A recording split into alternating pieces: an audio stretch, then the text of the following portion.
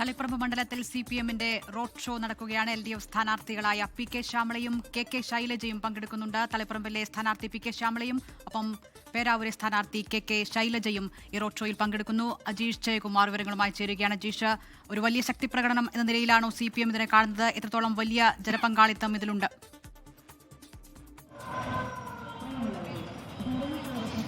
ദിൽന സുഹൈൽ, വലിയ ജനപങ്കാളിത്തം തന്നെയാണ് ഈ റോഡ് ഷോയിലുള്ളത്. കണ്ണൂരിലെ CPM-ന്റെ വനിതാ മുഖങ്ങൾ, CPM-ന്റെ ടീച്ചർമാർ, അധ്യാപികർ, കണ്ണൂരിലെ ടീച്ചർമാർ എന്ന പേരിലാണ് ഈ റോഡ് ഷോ ഇവിടെ ഇപ്പോൾ നടത്തുന്നത്.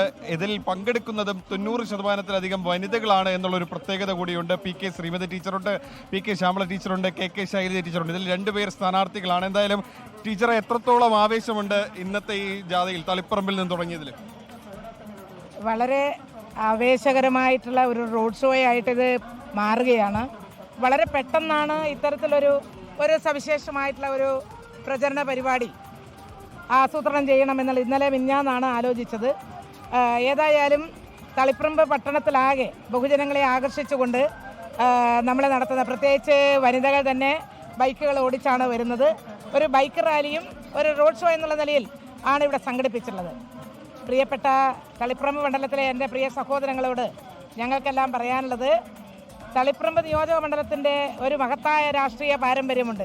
ആ രാഷ്ട്രീയ പാരമ്പര്യം എന്ന് പറയുന്നത് ഇടതുപക്ഷ ജനാധിപത്യ പ്രസ്ഥാനത്തെ മാത്രം തിരഞ്ഞെടുപ്പ് പോരാട്ടത്തിൽ മത്സരിക്കുന്ന സ്ഥാനാർത്ഥികളെ സ്വീകരിച്ച മണ്ഡലമാണിത്. നിയമസഭാ മണ്ഡലം എന്നുള്ള നിലയിൽ നിയമസഭയിലേക്ക് ഇടതുപക്ഷ മുന്നണിയുടെ സ്ഥാനാർത്ഥി മാത്രമേ ജയിച്ചു വന്നിട്ടുള്ളൂ.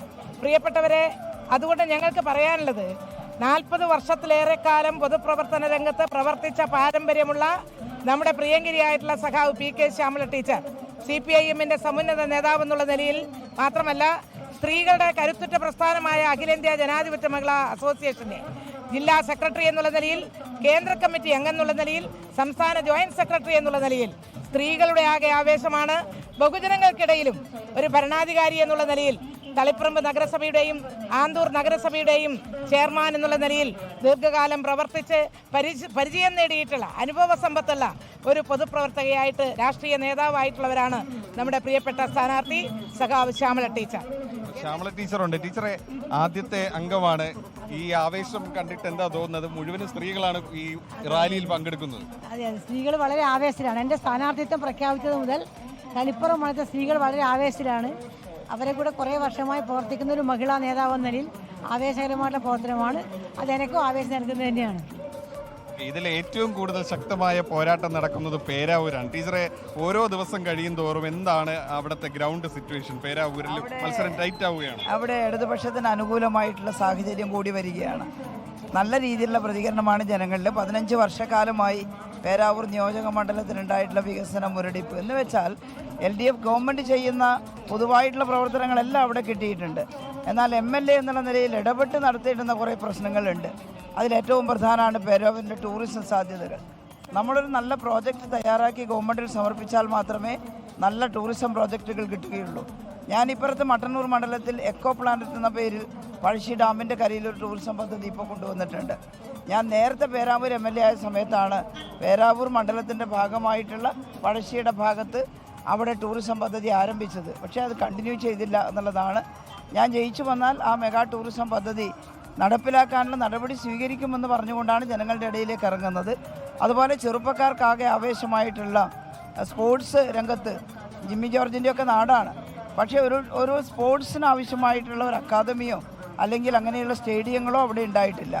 ഞാൻ മട്ടന്നൂർ മണ്ഡലത്തിൽ എൻ്റെ പരിശ്രമത്തിൻ്റെ ഫലമായി 24 കോടി രൂപ ചെലവഴിച്ച് ഒരു ഇൻഡോർ സ്റ്റേഡിയം ഇപ്പോൾ അവിടെ നിർമ്മാണം ആരംഭിച്ചിട്ടുണ്ട്. നീന്തൽക്കുളം, അതിൻ്റെ എല്ലാം നിർമ്മാണം ആരംഭിച്ചിട്ടുണ്ട്. റോഡ് ഷോയിലേക്ക് വന്നു കഴിഞ്ഞാൽ 3 പേരും അധ്യാപികമാരാണ്. കണ്ണൂരിലെ CPM-ന്റെ വനിതാ മുഖങ്ങളാണ്. ഇതിന്റെ ഒരു പ്രത്യേകത എന്താ?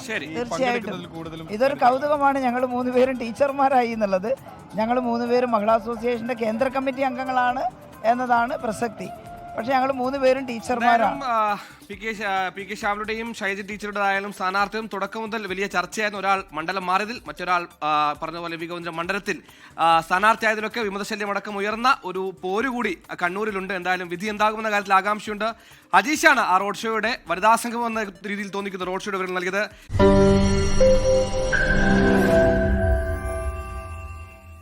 ലോകത്തെവിടെയായാലും ഏത് സമയത്തും 24 വാർത്തകളും ഓഗ്മെന്റഡ് റിയാലിറ്റി പാക്കേജുകളും എക്സ്പ്ലെയിനറുകളും വിശദമായി കാണാൻ ഞങ്ങളുടെ യൂട്യൂബ് ചാനൽ നിങ്ങൾക്ക് സബ്സ്ക്രൈബ് ചെയ്യാം.